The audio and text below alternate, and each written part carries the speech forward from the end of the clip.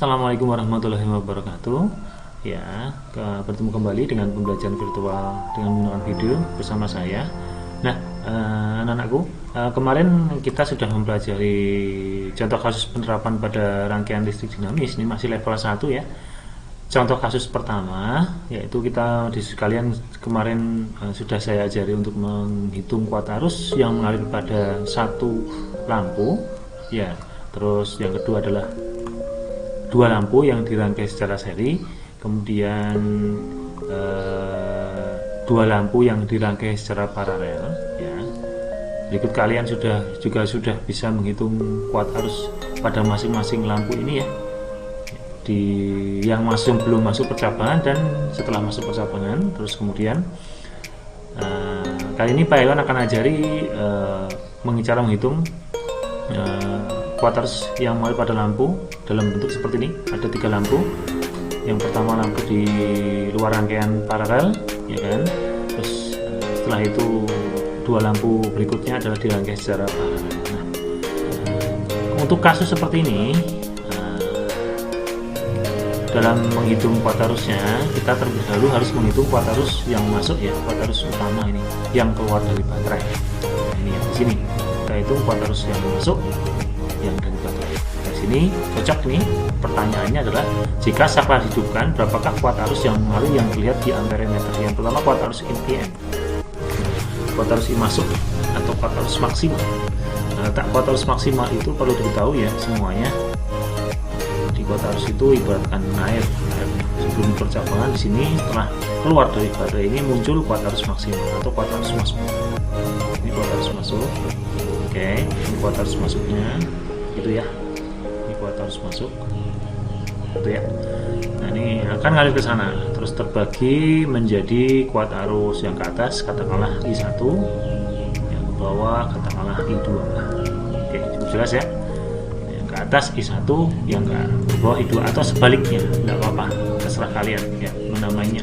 Nah, kemudian langkah pertama kita harus menghitung kuat arus I masuk. Kuat arus I masuk, ingat rumus kuat arus selalu, kuat arus itu I sama dengan P kalikan R. Kita hitung dulu kuat hambatan total yang dari rangkaian ini ya.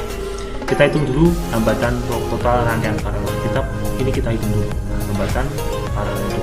Yang pertama kita berikan nama-nama hambatan pada lampu ini. Misalnya di sini hambatan R1, yang sini hambatan R2. Ya, lampu 15 ini kita berikan hambatan R3 seperti ini. Nah, sekarang kita hitung yang paralel dulu. Kita hitung dulu yang langkah pertama, kita hitung hambatan dulu ya. Seper R paralel itu dari seper, atau bisa dikatakan karena ini paralel itu nanti digabung ya, gabungan dari R2 dan R3, bisa kamu tuliskan ini seper R2 3 sama dengan seper berapa? Seper R2 ditambah dengan seper R3. Dimasukkan angkanya seper 30 ditambah dengan seper 15. Kemudian disamakan penyebutnya kayak kemarin. Kalau disamakan penyebutnya menjadi 30 ya. Ini tetap 1, 30 bagi 15 ketemu 2. Nah, ketemu 3/30. Jangan lupa ini belum selesai, ini harus dibalik ya. Seper RP nya, jadi RP nya atau R paralelnya ketemu 30 dibagi 3 ketemu berapa?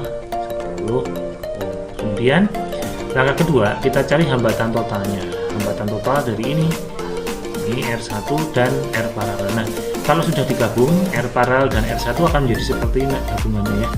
Saya gambar di sini R1, saya gambar di sini R1 nya, nah di sini R paralelnya. Jadi sehingga R paralel tadi setelah bergabung menjadi satu seperti ini yang nilainya 10 ohm, dan R1 nya ada di kirinya, sehingga R1 dan R paralel sekarang terrangkai secara seri. Nah, seperti ini jadinya. Jadi rangkaian yang ini kompleks ini akan menjadi rangkaian bentuknya lebih sederhana setelah R2 dan R3 digabungkan. Ini ya, seperti ini baterainya udah ketemu, maka baterainya kita tambahkan baterainya sama dengan 660 volt ya. Kemudian langkah selanjutnya kita cari R totalnya. Nah, R totalnya adalah berapa R totalnya? R totalnya itu tinggal, karena ini R1 dan RP itu dirangkai secara seri, terangkai secara seri, maka R totalnya adalah tinggal nambahin ya, 10 tambah 10 ya kan? Kita tulis R1 ditambah dengan RP itu 10 ditambah dengan 10 ketemu 20 ohm ya. Angka selanjutnya baru kita jawab soal A ini ya, menjawab soal ya, jawab ya. Oke, untuk pertanyaan yang pertama, berapakah kuat arus masuknya? Kuat arus masuk itu berasal dari tegangan baterai dibagi dengan hambatan total. Sama aja tegangan baterainya, kamu lihat nih, tegangan baterainya sama dengan ini ya, ini 60 ohm ini, 60 volt ini tegangan baterainya. Nya 60 volt, ini 60 volt dibagi dengan R totalnya tadi udah ketemu 20. Nah, udah ketemu kan? 60 bagi 20 ketemu ya 3 ampere. Ini ternyata di sini muncul masuknya 3 ampere. M nya sama dengan 3 ampere. Kemudian bagaimana cara menghitung I1 dan I2? Ini lumayan ribet. Kalau dengan pembagian logika gampang, tapi yang perlu tekankan, ingat selalu untuk mencari I itu kita harus tahu tegangan yang mengalir dulu. Nah, oke. Kita sekarang gini, nah, untuk menghitung kuat arus I1 dan I2, ingat kuat arus I1 dan I2 itu berada pada tegangan RP ini. Ya, ini saya gambarkan lagi. Ini ada R1. Nah, ini ada tegangan RP. Ini ada RP. Kuat arus I1 dan I2 itu mengalir pada hambatan paralel di sini kan. Nah, maka ini di sini mengalir kuat arus IM. Nah, di sini yang di RP ini nanti di cabang tadi ya, itu mengalir kuat arus I1 dan I2 ya.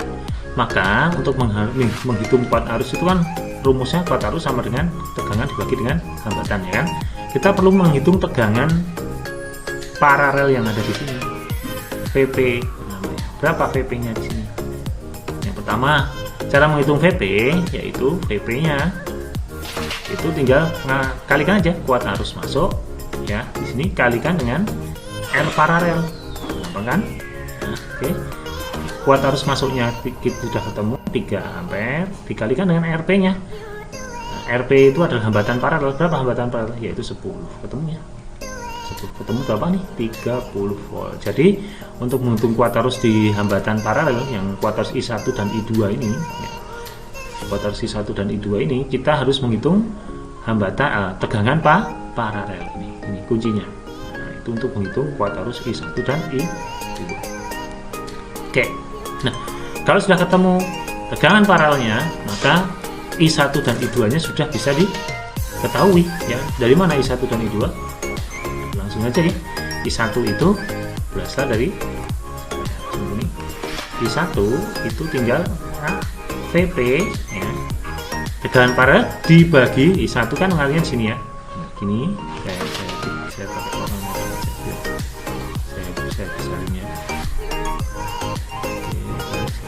I1 itu ke sana lalu ke sana. Nah, I1 itu tegangan paralel dibagi dengan hambatan yang dilalui oleh I1. I1 itu melalui hambatan apa saja? Oh, melalui hambatan 30 ohm. Berarti di sini langsung masukkan VP-nya yaitu 30 yang ini ya. Dibagi VP dibagi dengan hambatan yang dilalui oleh I1 itu 30 di sini. Ya. Hambatan yang dilalui oleh I1 yaitu 30 ohm. Gitu ya. Sama dengan 30 ketemu 1 ampere. Kemudian untuk mencari I2 sama rumusnya, VP dibagi dengan hambatan yang dilalui. VP-nya ketemu 30 dibagi dengan hambatan yang dilalui oleh I2. I2 kan ngalirnya ke sana tuh. Nah, hambatan yang dilalui oleh I2 itu berapa nilainya? Oh, ternyata 15 ya kan? Berarti dibagi dengan 15. Kalau I2 dibagi dengan 15. Karena hambatan yang dilalui oleh I2 adalah 15 ohm. Maka 30 dibagi 15 ketemu 2 ampere. Cocok ya?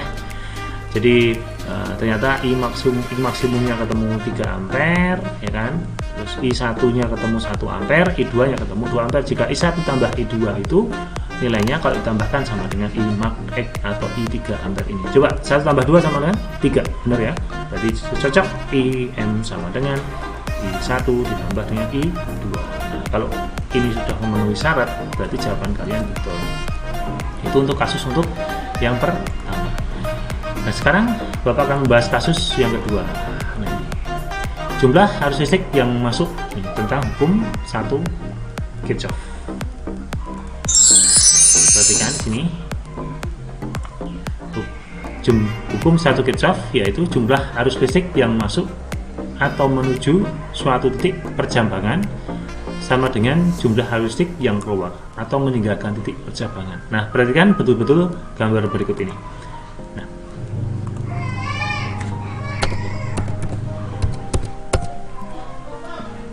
perhatikan ya, ada suatu titik di situ. Nah, titik yang pertama ada 5 kuat arus ya. Manakah di antara kuat arus ini yang anak panahnya itu menuju titik? Ya. Yang menuju titik itu dinamakan sebagai kuat arus masuk ya. Ini berarti kuat arus masuknya ada 2, yaitu I2 karena dia menuju titik. Yang kedua adalah I4, ini juga anak panahnya menuju titik. Terus yang keluar dari titik siapa? Yaitu I1, I5 dan I3. Cocok? Nah, I masuk sama dengan I keluar. Begitu ya. Gampang kan? Untuk hukum 1 Kirchhoff. Kemudian penerapannya seperti ini. Jika ada 3 kuat arus I1, I2 dan I3 masuk pada titik di perjalanan tengah ini, maka yang keluar sama dengan kuat arus yang masuk. Kalau yang masuk 3, maka yang keluar juga 3. Ya. Yang masuk itu hasil penambahan kuat arus I1 ditambah I2 dan I3, I11, I21, I31, sehingga yang keluar 1 tambah 1 tambah 1 ketemu 3. Jelas ya? Ini aplikasinya ya. Ini masuk, ini maksimal, masih maksimal kalau ada baterai terbagi menjadi 2, lalu kembali lagi maksimal lagi. Jadi I masuk sama dengan I keluar. Nah, perhatikan di sini ada 12 ampere ya, kuat arusnya yang masuk terbagi menjadi beberapa cabang. Cabang yang pertama sesuai dengan hambatannya. Jika hambatan besar maka kuat arusnya kecil. Jika hambatan paling kecil nih, yang tengah kan paling kecil ya di antara hambatan ini, yang atas 60 ohm, yang lampu yang tengah adalah 20 ohm, yang lampu yang paling bawah adalah 3 ohm ya. Maka kuat arus yang paling besar adalah yang ada di 2 ohm. Oke, 6 ampere gitu ya. Ya, seperti ini ya. Obat yang masuk sana. Oke, lanjut nih, latihan hukum 1 Kirchhoff. Coba nih, I3 nya 3 ampere yang masuk di titik ini, terus ke atas sudah menjadi I2 ya kan, terus ke bawah I4 nya 0,5 ampere. Nah, berapa I3? Berapa I5?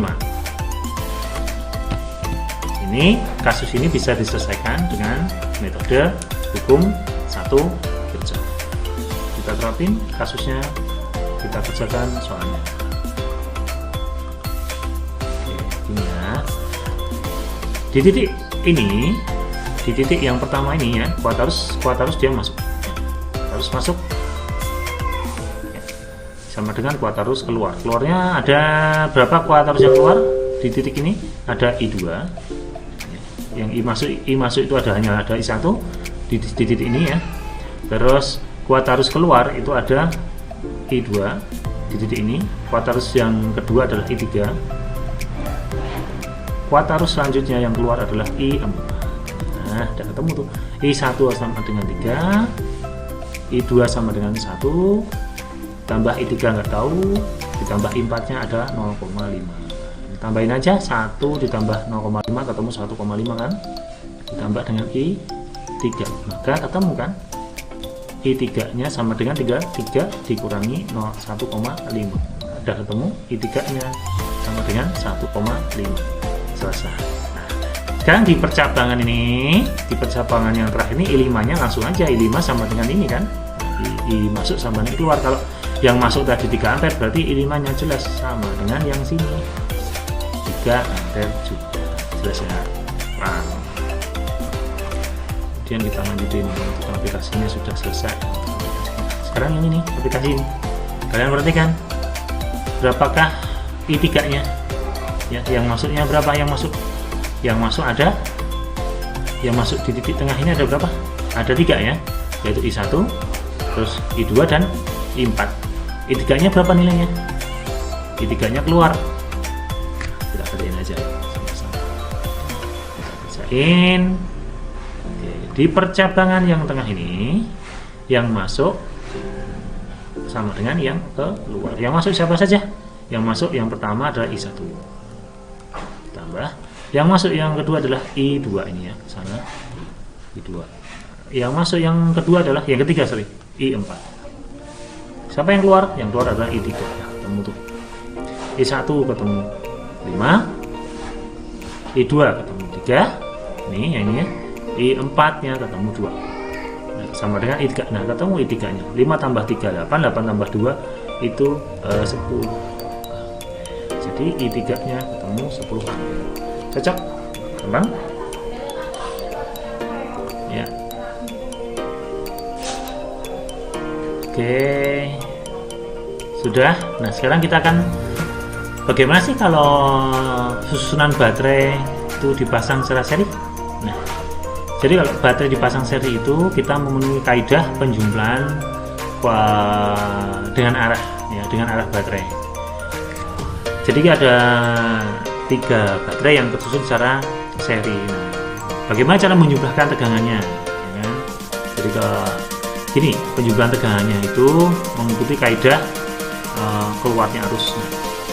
Nah, pertama, ya misalnya kan jelas nih, jalannya arus kan ke sana ya. Harus perhatikan, dari jalannya arus itu keluar dari positif menuju negatif, ya kan? Nah, ini kita perlu beri tanda buat arusnya yang keluar ke sana, ya, berarti ini ke sana, ya, buat arus ke sana, ini ke sana, berarti kalau di sini berarti ke sana, ya, ini dibuatkan ini ada gambar yang ke sana, sana ya, ini berarti ke sana buat arusnya, dari positif ke menuju ke negatif. Nah, terus langkah selanjutnya, ketika kita jumlahkan, ya, kita jumlahkan. Bagaimana cara penjumlahannya? Penjumlahan sebagai berikut. Di sini misalnya ya, ini E1, ini E2, ini E3. Nah, berapakah jumlah total tegangan baterai yang disusun secara seri ini? Berarti jumlah itu saya berikan lambang sigma. Berapakah E total gitu aja ya? E totalnya perhatikan di situ. Ketik di sini kuat arus di sini masuknya itu melalui kaki negatif. Perhatikan nih, kaki negatif. Ya, kaki negatif berarti di sini nanti E1-nya negatif. E1. Kemudian dimasuk di E2 ya. Ketemu dengan kaki negatif lagi, kaki yang pendek lagi, kaki pendek negatif ya, kaki panjang positif, ingat. Kaki panjang positif, kaki panjang positif, kaki pendek positif. Nanti kalau ketemu kaki panjang berarti positif. Ya, kalau ketemu kaki pendek berarti negatif. Ketemu kaki pendek berarti negatif. Ketemu kaki pendek ini ke sana, kuat arusnya ya. Ini ke anak panahnya ini kan ketemu kaki pendek nih, berarti negatif. Terus berarti sini ketemu E2. Ketemu di sini muncul sini ketemu negatif lagi, ya kan? Ketemu kaki pendek lagi anak panah ini. Berarti di sini ketemu dijumlahin berarti min. Misalnya saya berikan angka ini 3 volt. Ini misalnya 3 volt. Ini 3 volt ya. Ini 3 volt berarti min 3. Berarti ketemu berapa? Min 9 volt. Enggak apa-apa min ya. Oke, selesai. Ya. Gitu ya. Oke, ini kalau secara paralel hanya rata-ratanya ya, gampang. Kalau misalnya ini 3 volt, ini 3 volt, ini 3 volt. Oke, maka E totalnya sama dengan E total dibagi dengan N. Jadi E totalnya tambahin aja semuanya, tak perlu tanda ya. Kalau E totalnya itu jumlahnya ada 3 tambah 3 tambah 3 ya, dibagi dengan jumlahnya 3, berarti 9 dibagi 3 ketemu 3 volt. Berarti untuk E total yang dirangkai secara paralel itu dicari rata-ratanya. Tahu dong mencari rata-rata, tambahin semuanya dibagi dengan jumlah dari baterai. Jadi yang agak ribet adalah rangkaian yang seri. Contoh soal ya. Contoh soal.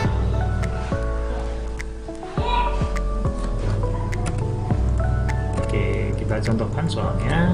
Langsung aja saya buatin soalnya di sini. Ya. Ada suatu baterai yang dirangkai secara seri aja. Kalau gampang ya. Begini baterainya. Jangan lupa ini dirangkai, ini dibalik ya baterainya. Kalau logika kan kalau baterai kebalik ini bisa nyala nggak? Enggak ya. Coba sekarang kita buka. Tapi ada tambahan ke sana. Nah, ada tambahan. Nah, ada 3 saja deh. Kalau digambarkan ini 3 volt, ini 3 volt, ini juga 3 volt. Ya. Ini kutub negatif, kutub positif, ini kutub positif ya. Ini kutub negatif, ini kutub positif, ini kutub negatif. Ini kutub positif yang ada kepalanya. Maka kalau digambarkan bentuk ini menjadi bentuk seperti ini. Jadi negatif pendek, panjang ya. Masih tanda ini E1. Nah, di sini kaki panjang, berarti kaki positif ya, kaki panjang, kaki pendek, ini negatif. Sana ini kaki panjang dulu, positif dulu, terus ini pendek karena negatif. Nah, seperti ini. Yang ini E2, yang ini E3. Berapakah tegangan total baterai di atas? Jadi yuk kita tentukan kuat arusnya dulu. Ini kuat arusnya terserah ya, mau dari kiri kanan. Jadi gini, yang penting yang paling gini aja untuk menentukan kuat arus itu. Pertama kita lihat nih, mana di antara E1, E2 dan E3 ini yang searah kan. Ini perhatikan nih, ini ke sana, ini ada seperti perhitungan gaya anak panahnya yang paling besar yang mana. Ini ke sana ya, harusnya ya, jelas ya, keluar dari kutub positif, ini juga keluar dari kutub positif. Cuma yang ini ke sana, ya kan? Karena ini ke sana. Jadi lebih banyak mana? Lebih banyak ke kiri kan? Maka kita tentukan saja kuat arusnya, berarti arahnya ke sana ya, ke kiri aja deh. Nah, jadi ini ikut, ini nggak usah, berarti ini ikut, yang ini nggak usah ya, ini ikut ke kiri sana. Nah, dibuatkan ini kalah gitu kan, berarti ke kiri ya. Yuk, berarti kalau mencari E total tadi kita lihat di sini. Nah, ketika kuat arus masuk di E3 ketemu kaki negatif, berarti ini negatif E3. Ketemu ketika kuat arus ini masuk di E2 ketemu kaki pendek, ini kan ketemu negatif lagi, negatif E2. Tapi ketika ketemu di E1 ini ketemu kaki panjang. Kaki panjang itu positif ya kan? Berarti di sini positif E3. Maka ditambahin min berapa nih? Min 3 volt, ditambah dengan E3-nya plus 3 volt. Ketemu min 3 volt. Nah, cocok ya. Min 3 itu arahnya nanti arusnya ke arah sini ya, ke arah sana. Ya, tadi arah pemisahan kita tadi. Ke sana. Benar. Itu ya. Oke, seperti itu. Ada pertanyaan? Enggak ya, untuk penjubalan baterai. Nah, nanti diulang-ulang lagi videonya untuk cara penjubalan baterai. Nah, kali ini bagaimana loh? Ini penjubalan baterainya bagaimana? Nah, ini berarti kan ini harusnya ya. Ini kan harusnya ini jelas. Harusnya apa, tegangan baterainya ini ke sana ya. Harusnya ke sana, ini ke sana, ini jelas ke sana, berarti harusnya ke kiri ya. Oke. Maka E totalnya sama dengan, perhatikan di situ sana ya, set gitu. Ketemu ke kaki pendek berarti E3-nya negatif. Ketemu kaki pendek lagi berarti E2-nya negatif. Ketemu kaki pendek lagi berarti ketemu E1. Nah, kebetulan baterainya 4 volt berarti min 4 berarti ketemu min 12 volt untuk tegangan baterai. Nah, terus berapakah kuat arus yang mengalir? Nah, untuk menghitung kuat arus mengalir, cari dulu hambatan totalnya ini. Berarti nanti baru kuat arus masuknya atau I1-nya bisa dicari dari E totalnya, hambatan total dibagi dengan R total. Jadi kamu cari dulu hambatan totalnya ini. Gitu ya, seperti cara yang atas tadi. Nah, ini buat latihan, silakan dibuat latihan, dicari kuat arus I total, kuat arus I2 dan kuat arus I3. Kemudian Bapak akan menerangkan sebuah hukum yang terakhir adalah hukum 2 Kirchhoff. Perhatikan. Nah, hukum 2 Kirchhoff yaitu jumlah aljabar GGL sumber arus listrik. Jadi ada jumlah baterai, ya, ada beberapa baterai yang terpasang secara seri di sebuah rangkaian. Itu ternyata sama dengan jumlah aljabar penurunan tegangannya. Ya. E itu adalah GGL, ya, atau sumber tegangan. I itu adalah kuat arus. R kecil itu hambatan dalam baterai. R besar hambatan dalam listrik. Langsung aja kita terapin soalnya. Contoh penerapannya seperti ini. Nah, perhatian ya. Dari gambar di samping, bila R1 5 ohm, R2 10 ohm, R3 5 ohm, dan R4 4 ohm, E1 18 volt, E2 10 volt, E3 4 volt, hitung kuat arus listrik yang mengalir dalam rangkaian. Nah, ingat untuk menghitung kuat arus itu kita butuhkan yang namanya tegangan dan hambatan, ya kan? Nah, sekarang saya terangkan dulu apa sih maksud dari hukum 2 Kirchhoff ini. Jadi gini lah, hukum Kirchhoff ini menerangkan bahwasanya dia itu menegaskan sebenarnya,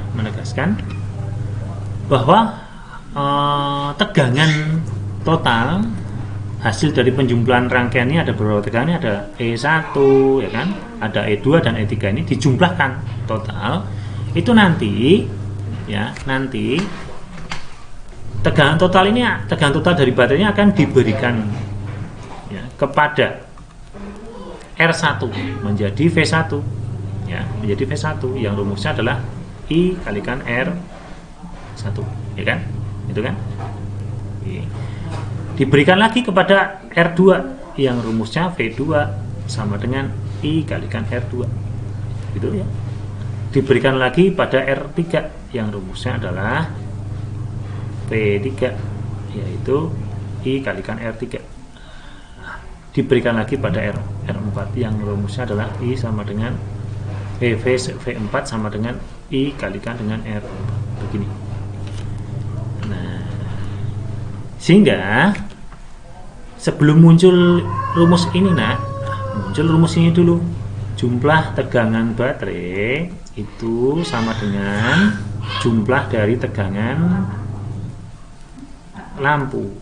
Jadi jumlah ini tegangan lampu, atau bisa dikatakan jumlah dari E itu sama dengan V1 diberikan, ya, tegangan baterai itu diberikan pada lampu pertama di sini, ditambah dengan lampu kedua di sini, ditambah dengan lampu berapapun ketiga dan seterusnya, ya. Maka dikatakan bahwa karena tegangan itu sama dengan I kalikan R, gitu kan. Karena ada beberapa tegangan, maka di sini diberikan lambang sigma atau jumlah. Sehingga buku 2 Kirchhoff ini mengatakan jumlah baterai itu, jumlah tegangan baterai itu diberikan pada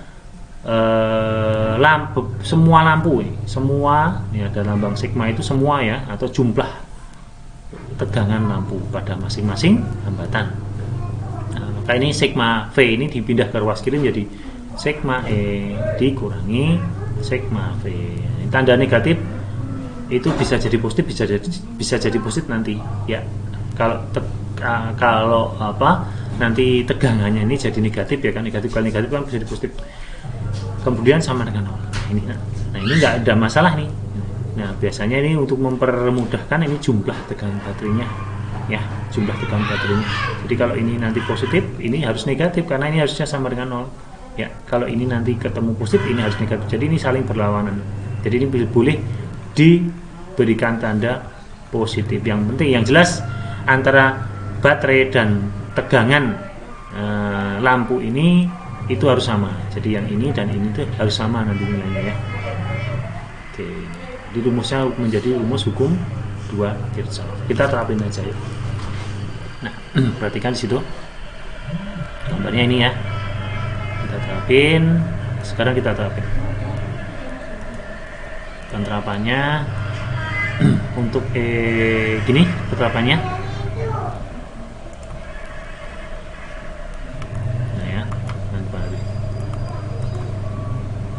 ini ya, kita terapin aja ini. Berapa sih kuat arusnya itu, ya kan? Berapa sih kuat arusnya itu? Nah, perhatikan yang pertama, untuk mencari kuat arus kita cari dulu.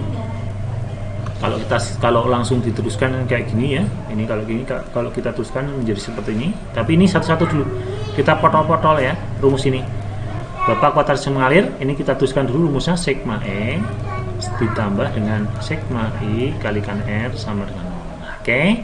Nah, ini kita cari dulu satu-satu ya. Sigma E nya dulu dengan cara Pak Iman tadi ya, kita cari sigma E. Perhatikan di sini kuat arusnya kita tentukan saja, ini keluar ke sana ya. Ini keluar, ini ke sana, atau gini aja, salah satu arah saja ya. Berarti kita tentukan arahnya ini ke mana ini. Terserah ini. Wah, ini sesuai dengan ini aja ya, sesuai dengan ini, arahnya ke sana ya. Nah, arahnya ke sana aja deh, sesuai dengan aturan loop ini, sesuai dengan arah aturan loop ini ke sana. Sehingga ini ke sana, kita lanjutin ke sana, kita lanjutin ke sana. Nah, perhatikan.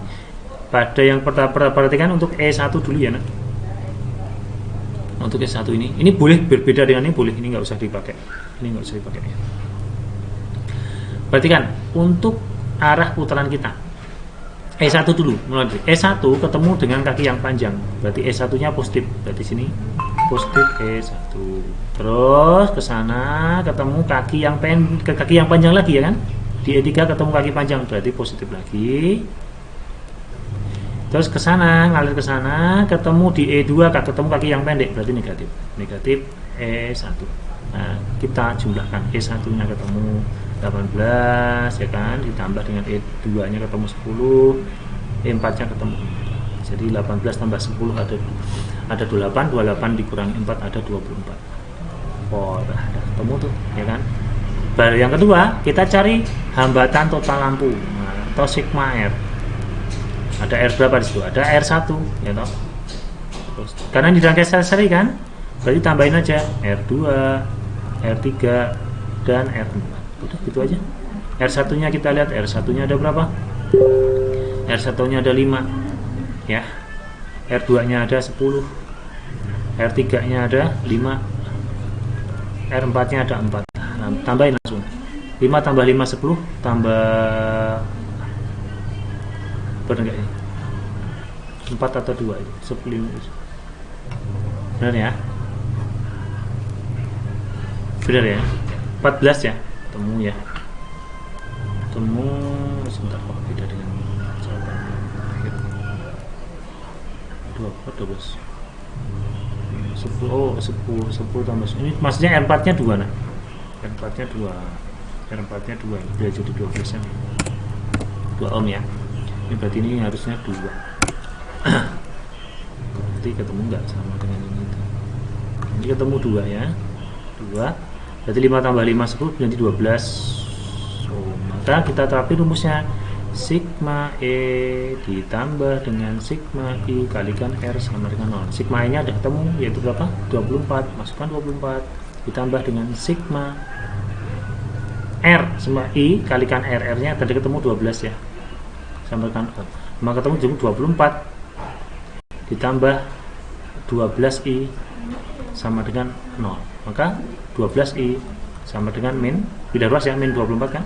Nah, ketemu. Maka kuat arusnya sama dengan min 24 bagi 12 ya. Ketemu.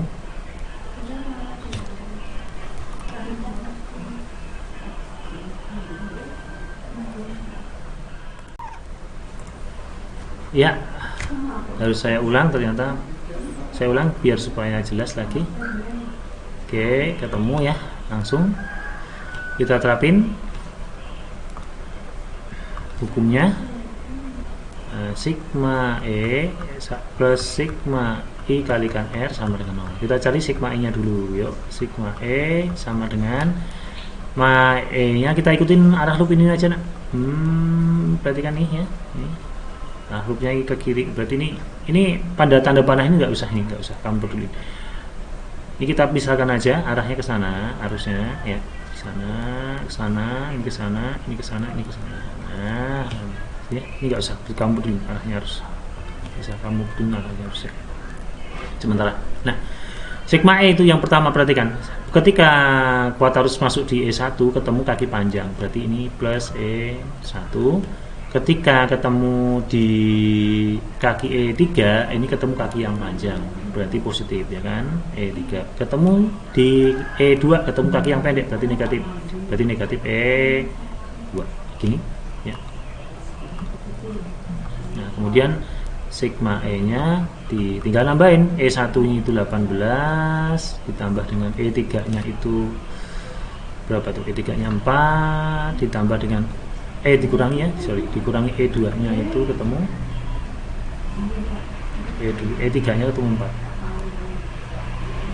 4. 18, E3-nya ketemu 4, terus E2-nya ketemu 10. Maka sigma E sama dengan 18 ditambah 4 ada berapa?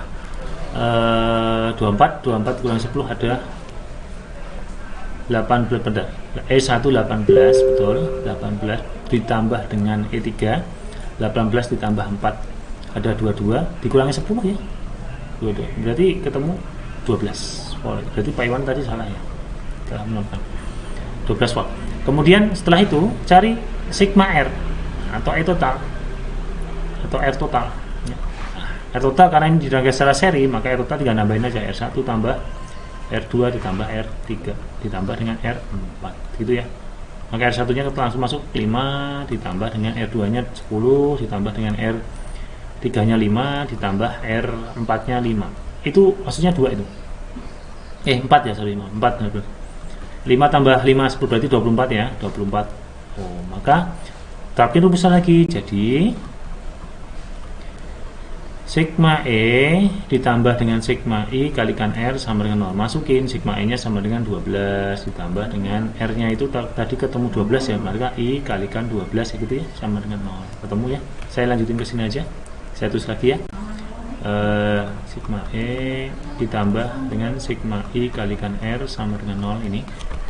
Maka ini ketemu sigma E nya itu tadi 24 ditambah dengan I kalikan R nya tadi ketemu 12 ya, sama dengan 0 ya. Jadi 24 ditambah dengan 12 I ya, sama dengan 0. Maka ini nanti ketemu kan 24 pindah ruas ke kanan, jadi 12 kalikan I sama dengan min 24.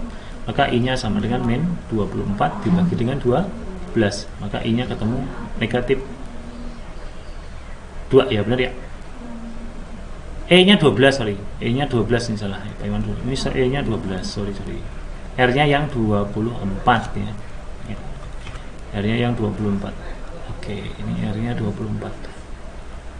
Ini ketemu 12 ya, ini ketemu 12, jadi 12 dibagi dengan 12 nih, min 12 ya, 12 dibagi 24 berarti ketemu min 1/2 ampere. Udah ketemu. Nah, sekarang kalau pengen mencari tegangan di masing-masing hambatan berapa? Tadi saya sudah menyinggung. Misalnya tegangan di sini R1. Tegangan R1 itu berapa? Ya, saya copy aja nih. Saya copy aja soalnya. Ya, soalnya tadi ya, saya copy aja nih. Duplikat slide. Kita cari. Ini saya hapus sementara. Oops, ya. Ya, ketika nih kita cari, kita tadi sudah menemukan kuartarusnya ya, kuartarusnya sudah ketemu. Kuartarus yang mengalir tadi adalah sana, ke sana arahnya ya. Kuartarus yang mengalir I nya yang mengalir tadi, temu I nya yang mengalir adalah min setengah ampere ya kan, yang mengalir ini semua sama. Oke.